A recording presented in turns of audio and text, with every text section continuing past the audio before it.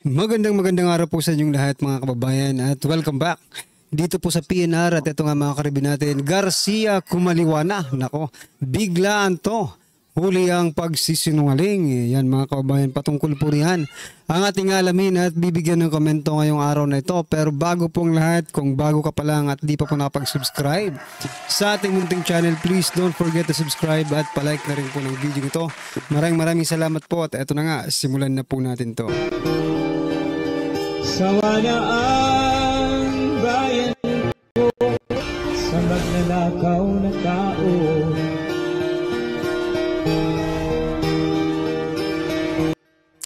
So ito mga karibin natin, bago po natin muling i-play ang video ito, ito pasadahan po muna natin yung mga ilan sa mga nagtitrending na mga balita dito po sa mundo ng social media. At ito na po mga kaubayan, ako ito na naman, survey na naman po ha.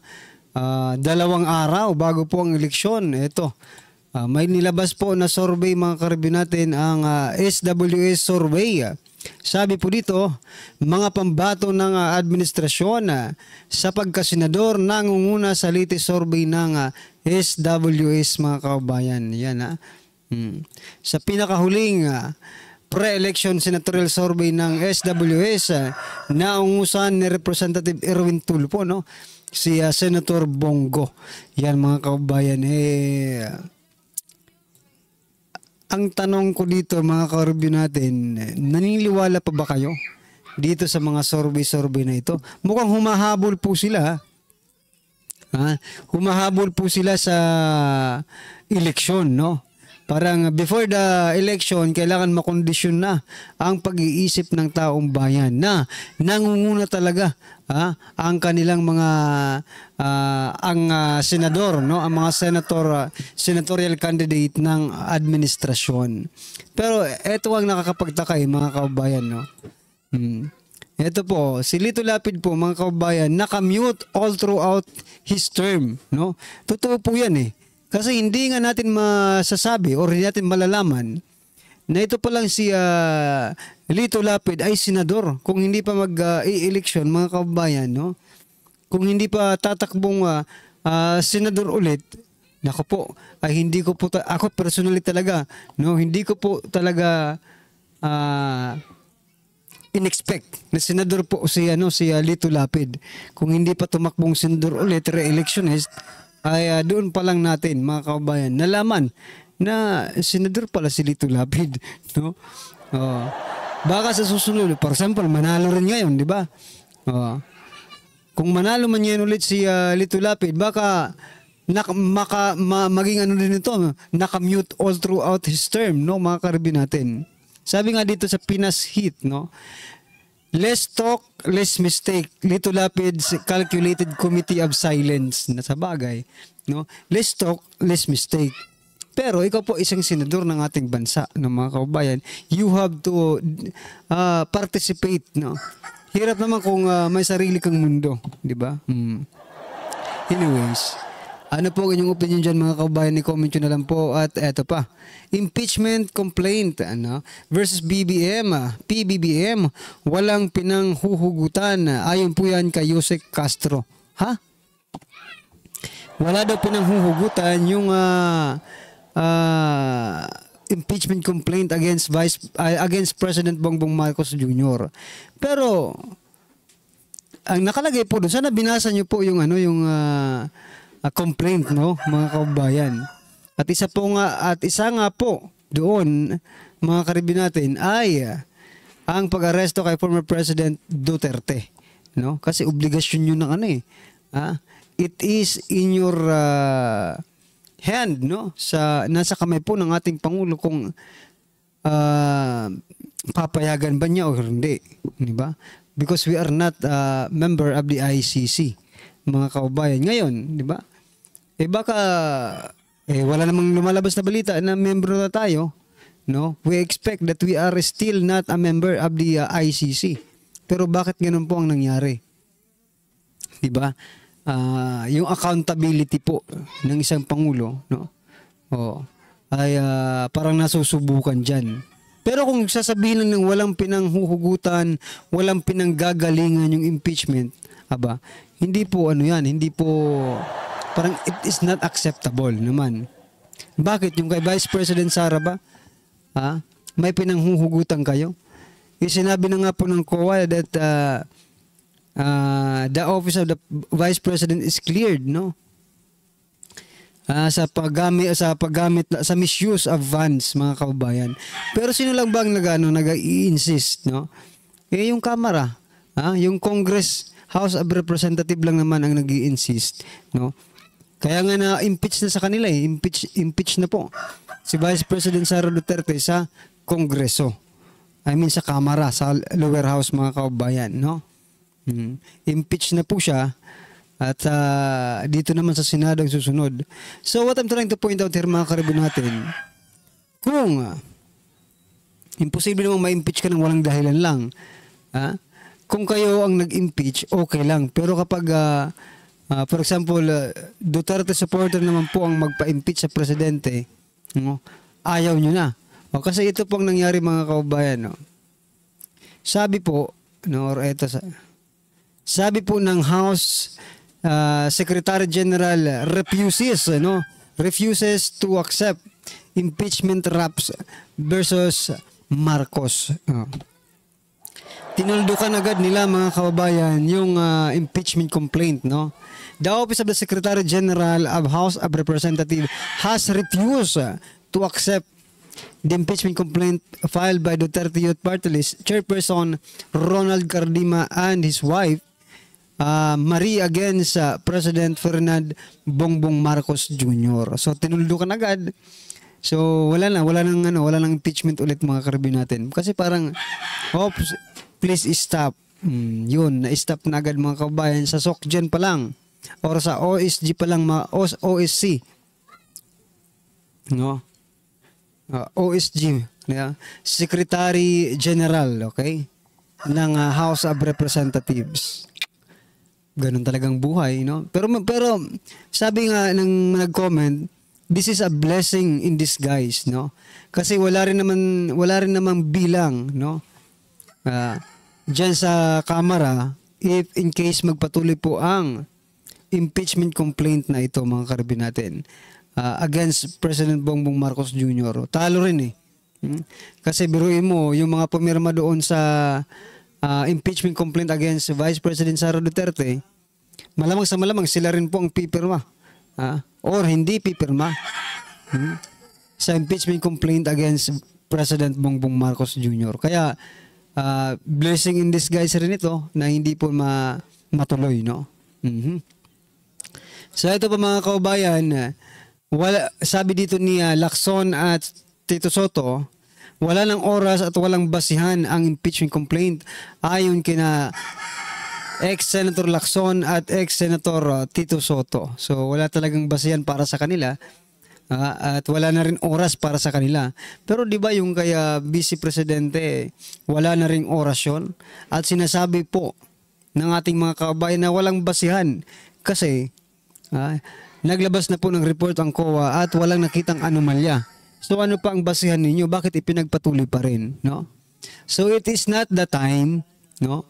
Hindi rin po yung basihan, no? Kung di ito po ay dahil sa mga congressman natin. Kasi kahit walang basihan, basta ginusto nila, okay pa rin yan, mga kababayan, di ba? Ano po sa palagay nyo? Ano po ang inyong opinion dyan? I-comment nyo na lang po. At ito, mga kababayan, DOJ Secretary Boying Remulla, no? Ito po ang tiniyak. Dito po kay Vice President Sara Duterte na nahaharap sa mga reklamo. Ito, mga karibyo natin.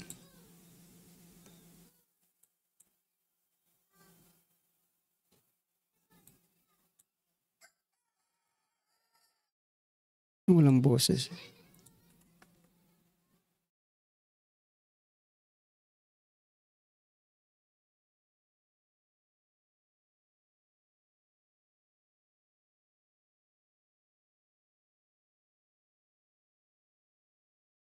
So, teka lang, mga kabayan, walang boses.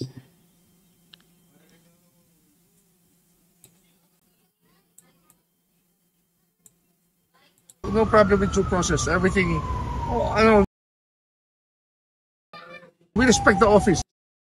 Pero what can VP Sara expect from the DOJ regarding Due process. No problem with due process. Everything, we respect the office. Alam mo naman that's the They respect the office of the Vice President. So, due process po.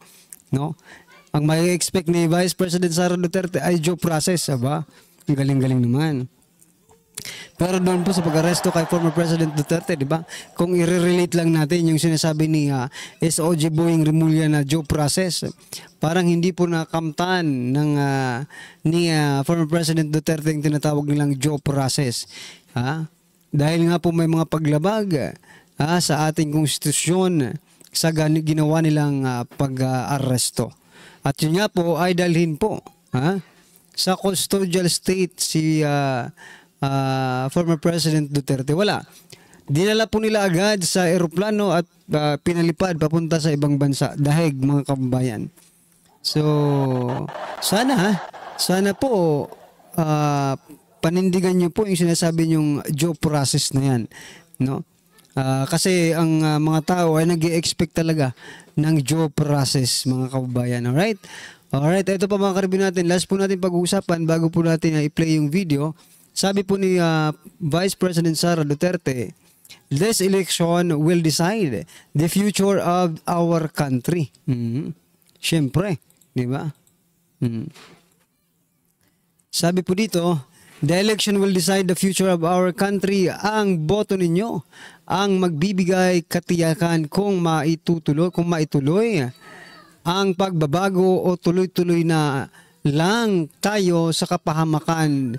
Filipinos deserve better. Siyempre mga kababayan, no? Talagang ito pong eleksyon sa Lunes, itong mangyayari sa Lunes mga kababayan, ito po talaga ang magdidesisyon kung saan patungo ang ating bansa. Ngayon, kung gusto nyo pong tuloy-tuloy lang po ang pangungurakot, no? Tuloy-tuloy lang po ang pangungulimbat sa kaban ng bayan at tuloy-tuloy po ang pagbebenta na nila ng gold, pangunguha ng mga pondo ng ibang ahensya, at mamigay sila ng ayuda, no? Kung gusto niyo po yan, habang namimigay sila ng ayuda ay pataas naman ang pataas ang ating utang at hindi tayo makabayad, at in the future, no, ay baka mabangkarote ang Pilipinas, no? Dahil sa pangungutang na ito. Kung gusto niyo pong maghirap pa tayo in the future, no? Kasi ngayon pa nga lang ramdam na, sa bagay, no? Kung gusto niyo po ng ganito ay bumoto po kayo ng mga magnanakaw. Pero kung gusto niyo naman po ay mabago, at mapunta tayo sa talagang totoong pagbabago, ay bumoto po kayo ng naaayon sa inyong puso, mga kababayan. Alright? Okay. Ano po ang inyong opinion dyan? Komento. I-comment nyo na lang po. At eto, pakinggan po natin to at bigyan natin ng reaksyon. Eto na po. Ito ang nakakagulat. Viral na trending ngayon sa mundo ng social media ang di mo na balitang kahit anong pilitin yung pagtakpan ng iyong mga kasinungalingan ay lalabas at lalabas pa rin ang buong katotohanan. Kung talagang wala kang ginawang masama, bakit sariling kapatid mo ay nananawagan na sana ay gawin mo ang tama? Kapatid ni suspended Governor Gwen Garcia na walang iba kundi si Congressman Pablo Jan Garcia, tinutulak na rin siyang sundin ang utos ng ombudsman patungkol sa reklamong suspensyon laban sa nasabing gobernadora. Kapatid ni Gobernador Gwen Garcia na hihiya na sa inasal niyang pagmamatigas at di pagsunod sa batas. Pero bago ang lahat mga kapinas, kung bago ka pa lamang sa channel namin ay huwag mong kalimutan mag-subscribe at pakiclick na rin ang notification bell para mas maging updated ka pa lalo sa lahat pa ng bagong videos na i-upload namin. At yun nga mga kapinas, naglabas nga ng kanyang official statement ng Cebu 3rd District Representative na walang iba kundi si Pablo Jan Garcia na humihimok ng kanyang kapatid na walang iba kundi si Cebu Governor Gwendolyn Garcia na sumunod sa utos ng ombudsman hinggil sa kanyang pagkakasuspende. Ayon pa sa official report nilabas ng Cebu Daily News sa kanilang official website, PG urged Gwen to comply with ombudsman's order over suspensions issue. Cebu, Philippines, Cebu 3rd District Representative Pablo Jan PG Garcia has called on his sister, Governor Gwendolyn Garcia, to comply with the suspension order issued by the Office of the Ombudsman. In a statement released on Thursday, May 1, Pablo Jan said that he believes that the best course of action is for her to heed the ombudsman order while pursuing legal remedies through the courts. My hope and my unsolicited advice is that to comply with the ombudsman's order, reserving all legal arguments and remedies for future pleadings and actions in the courts, the congressman said. While they admitted that they have had and continue to have differences, he described his sister's service as extraordinary and expressed confidence that she will overcome the current political challenge, calling it just another storm in her career. No one, and certainly not I, can doubt that she has done a lot for Cebu. Like all the other storms in her remarkable life, this is something I am confident she will weather in one form, which I am convinced she will emerge victorious, Pablo Jan added. End quote. Matapos nga So yan mga kababayan, no, parang itong si Gwen Garcia at si PBBM, no, parang parang the same sila, no, kapatid. Mayroon din kapatid na hindi sumasang-ayon dito kay Garcia. Kay PBBM din, meron din, di ba? At parehas po silang parang gustong manatili sa power. Ha? Parang ayaw na nilang matalo. Ayaw na nilang kumawala sa kapangyarihan. Gustong-gusto na nila na palaging sila ang nasa kapangyarihan. Alright mga kababayan, ano po ang inyong opinion, reaction patungkol po sa video ito, ay comment na lang po sa baba. Para at least alam po natin mga kababayan. Maraming salamat po. Sawa na ang bayan ko sa magnanakaw na tao.